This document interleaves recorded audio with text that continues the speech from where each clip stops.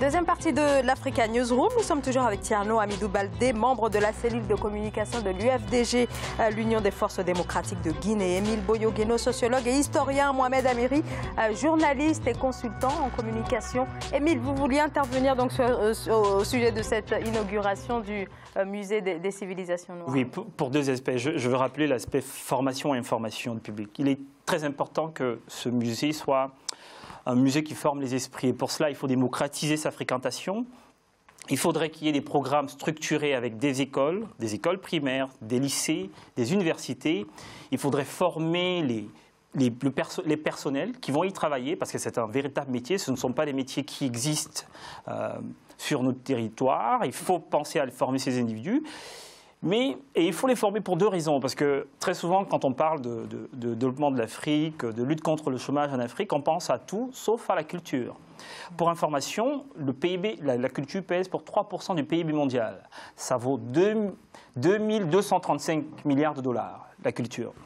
L'Afrique compte pour seulement 3% du PIB, tandis qu'on a des pays comme ceux d'Asie du Sud-Est ont 34%. C'est-à-dire que leur PIB vaut 34%. Le PIB mondial, en termes de culture, des créations de biens culturels, j'élargis, c'est très large. Ça va de la fabrication des jeux vidéo à l'industrie du livre, ainsi de suite. Donc il y a là un bassin potentiel en fait, d'emploi dans les métiers de la culture. Bon, à condition que, comme vous disiez, que nos artistes soient rétribués à juste titre, que la loi protège les œuvres culturelles également. Donc il y a là, éventuellement, un bassin, il y a une chance pour des emplois. Le dernier élément sur lequel je veux revenir, c'est la nécessité de la formation de la jeunesse. Elle ne doit pas être seulement formée à voir l'autre comme un adversaire. C'est une nouvelle narration de nous. Une nouvelle narration de nous, parce que si, comme disait Churchill, si un peuple ignore son passé, c'est qu'il s'apprête à le revivre. Et il faudrait que cette narration de nous soit réellement une transmission, une lettre adressée au futur par les générations actuelles. Et c'est très bien que ce musée existe. Qu'il soit, comme vous le disiez l'un et l'autre, qu'il irradie l'Afrique de l'Ouest et, pourquoi pas, tout le reste du continent. C'est à ça que ça sert. J'ai juste un point de vue par rapport au musée, c'est par rapport au financement. Aujourd'hui, c'est la Chine qui finance à hauteur de 30 millions de dollars. J'aurais aimé que ça soit un financement africain ou même du Sénégal.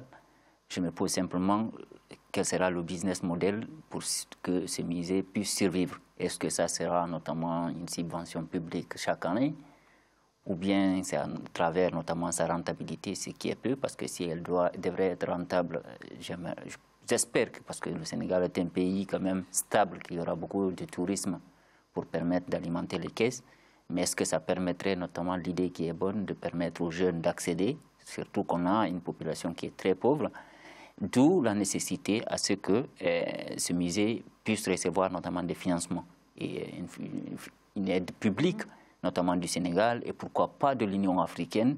Et malheureusement, on a une Afrique qui finance peu la culture et même pas peut-être la culture de façon générale. Il y a peu d'investissements en Afrique à travers notamment les États africains. C'est un peu dommage. Il y a en Afrique, de toute façon, du nord au sud, d'autres priorités que la culture. Et c'est pour ça qu'on a du mal à sensibiliser les Africains à l'importance de la culture.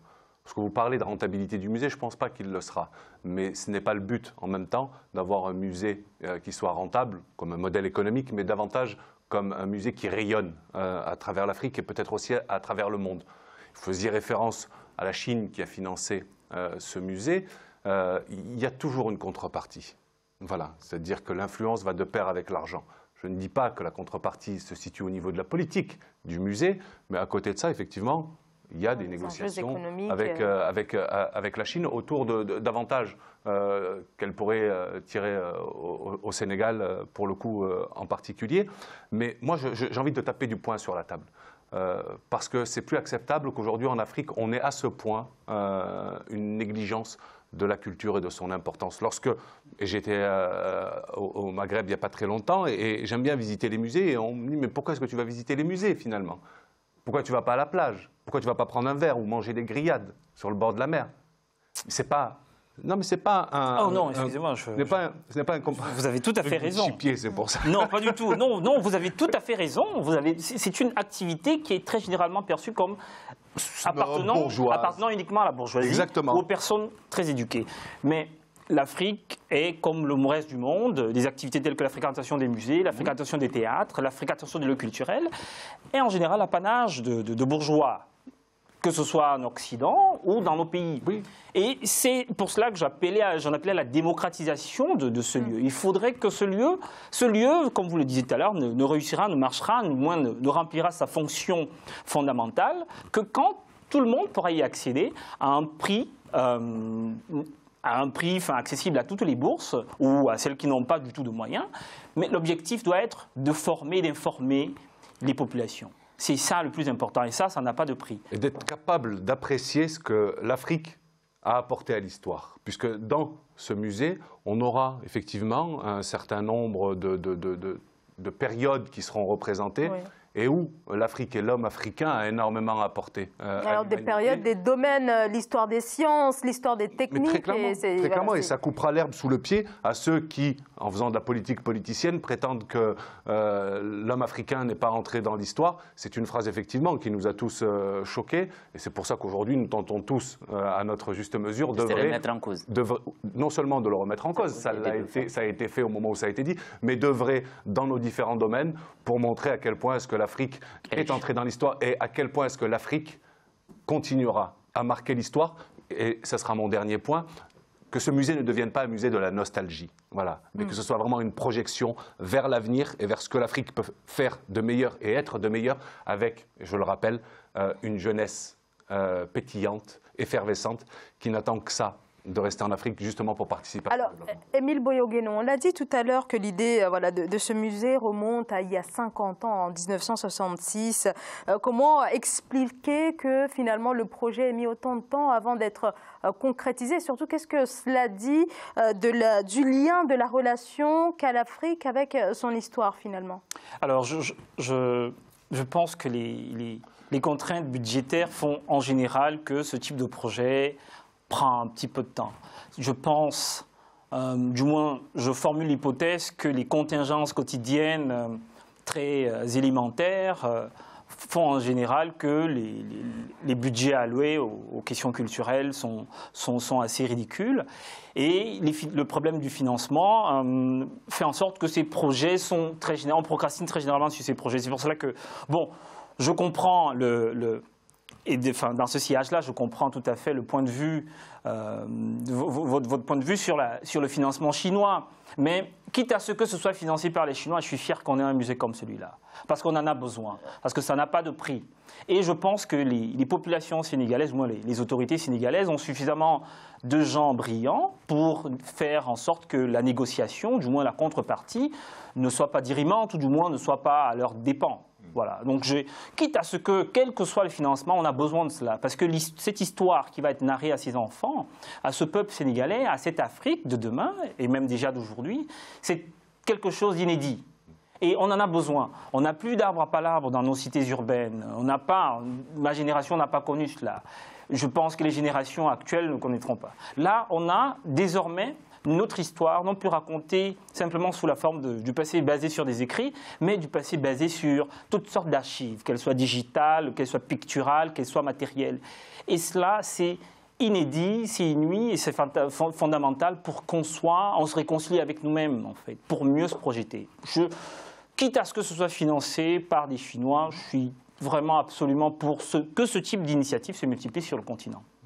Mohamed Amiri? Oui, je suis parfaitement d'accord, effectivement. Même si on doit accepter des financements étrangers, il faut avant tout voir ce que ça représente pour le peuple sénégalais, le peuple de Dakar, et toute une jeunesse, effectivement, qui peut, comme vous le disiez tout à l'heure, en facilitant effectivement les accès à ce centre culturel, apporter énormément. Alors, c'est accessoire lorsqu'on évoquait tout à l'heure effectivement le financement, parce que ce sur quoi effectivement aussi on se concentre, c'est surtout ce que ça représente en termes de culture, et ça va favoriser aussi, et vous le rappeliez tout à l'heure, la restitution des œuvres africaines qui ont été dérobées par les Occidentaux. Voilà, le mot n'est pas trop fort, il est juste. Alors, est-ce que ce musée peut avoir, ou en tout cas avoir les moyens d'accueillir les œuvres qui pourraient possiblement être restituées au cours des prochains mois, prochaines années? C'est une grande question, mais bon, que ce soit au Sénégal ou dans d'autres pays comme le Bénin, espérons qu'il y aura d'autres perspectives, notamment de créer de tels musées. Et, moi, je me pose toujours la question, c'est-à-dire que la culture, c'est bien, c'est très très bien. Et mon inquiétude, c'est est-ce que véritablement ça va survivre? Surtout que le financement est extérieur. Je pense que la plupart des projets extrêmement importants de l'Afrique sont souvent financés par l'extérieur. Et quand ça s'arrête, c'est presque la fin de tout un projet. Et c'est pourquoi j'en appelle aussi au gouvernement du Sénégal de continuer surtout à financer ce projet parce qu'il est extrêmement important, pas pour le Sénégal simplement, mais pour l'Afrique en entier. Et faire en sorte que l'Union africaine continue notamment à financer la culture africaine. Et c'est extrêmement important, surtout notamment ces musées-là. En sachant que l'Union africaine est financée par des deniers étrangers non africains aussi. C'est précisément ce que j'allais dire. L'inquiétude, mais espérons que, voilà, que les États auront la bonne volonté, permettent notamment des étudiants guinéens de venir visiter, peut-être sur aide de l'État ou des écoles, quitter la Guinée, venir visiter, faire une semaine au Sénégal, visiter le centre, ça serait des choses extraordinaires. Un point important, vous parlez de la restitution de ces œuvres, du rapport Felwine-Sarr et Mme Savoie. Moi, j'aurais souhaité que dans ce rapport soit inscrit, par exemple, un budget pour accompagner la restitution de ces œuvres qui ont été pillées. Parce que si on admet votre terme, si on admet le terme selon lequel ces œuvres ont été dérobées à l'Afrique, il n'est pas illégitime d'envisager qu'en restituant les objets dérobés, qu'on les accompagne de deniers qui permettront éventuellement un excellent accueil et que ces objets puissent poursuivre leur cycle de vie sur le continent. Donc j'ai regardé ce rapport qui est très bien fait, qui est édifiant, qui effectivement crée une nouvelle éthique relationnelle entre la France et l'Afrique. Mais j'ai cherché en vain des éléments comme cela qui permettraient en sorte que les œuvres soient accueillies en Afrique d'une façon suffisamment... que l'accueil des œuvres soit financé, du moins par les personnes qui les ont dérobées. Ce n'est pas de la réparation, c'est à mon avis simplement un juste retour des choses. Voilà. Mais bon... Pour terminer, juste notamment que les nouvelles technologies soient au centre notamment du développement notamment de ces musées-là, à travers notamment les sites internet. Donc une numérisation pour que les gens puissent accéder, être informés. Un musée virtuel également. Très virtuel pour que les gens puissent savoir. Ça existe au Sénégal, c'est facile d'y accéder par le visa, c'est facile d'accéder par le transport, c'est facile de séjourner à côté. Véritablement qu'il y ait une véritable relation entre ces musées-là et les partenaires du tourisme pour faire en sorte que ce musée puisse avoir de l'argent. Parce que s'il n'a pas de l'argent véritablement, il sera difficile qu'il atteigne ses objectifs. Et tout à l'heure, vous parliez des conditions dans lesquelles les œuvres pourraient être, les œuvres restituées pourraient être conservées. En tout cas, les conditions de conservation dans ce musée sont excellentes en termes de maintien de température, etc.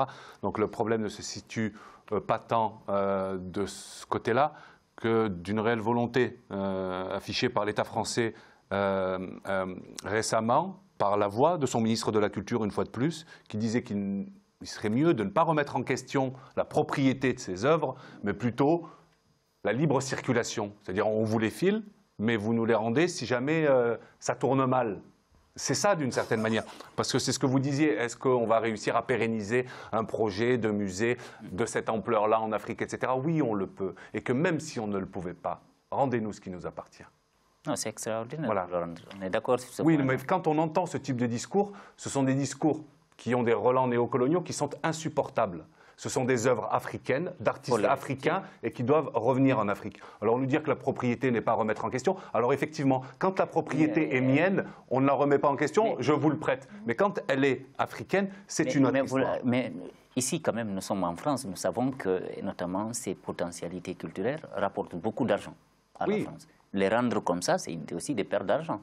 Donc, si vous voyez qu'à un moment donné, ils veulent changer de discours, c'est parce qu'ils comprennent peut-être qu'en le rendant, ben, les musées peuvent être moins fréquentés, il y aurait moins de Je ne pense choses à pas vendre. tant que ce soit ça, je pense surtout qu'ils craignent l'instabilité des pays dans lesquels auxquels ces œuvres sont restituées et que de voir ce qu'on a tous vu en Syrie ces dernières années ou en Irak ou alors en Afghanistan, à Tombouctou aussi, où on a totalement saccagé des œuvres millénaires. Et ça, c'était... Mais alors quand même, Tierno pose aussi une bonne question, puisque si l'Afrique réclame la restitution, beaucoup d'autres pays vont le faire également. Donc un musée tel que le quai Branly ne va plus exister, j'ai envie de dire. Il peut exister avec les œuvres que l'Afrique lui prêtera. Il peut exister, oui, il peut y avoir une circulation des œuvres, et l'Afrique n'est pas le premier espace qui a réclamé ces œuvres. Il y a déjà des pays du Pacifique qui l'ont fait. La première restitution a eu lieu il y a à peu près 5 ans d'œuvres qui venaient des pays du Pacifique, de Papouasie-Nouvelle-Guinée.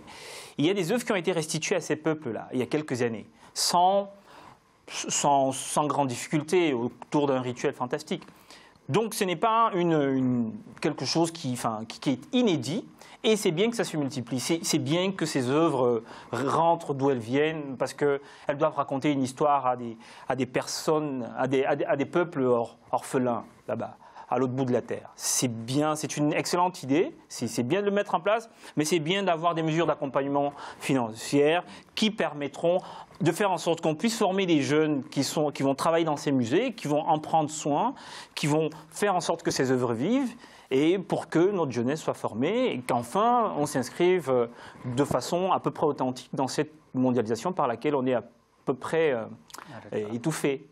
Merci beaucoup, messieurs, pour vos explications. Vous restez avec moi sur ce plateau. On marque une très courte pause et on se retrouve dans quelques instants. À tout de suite.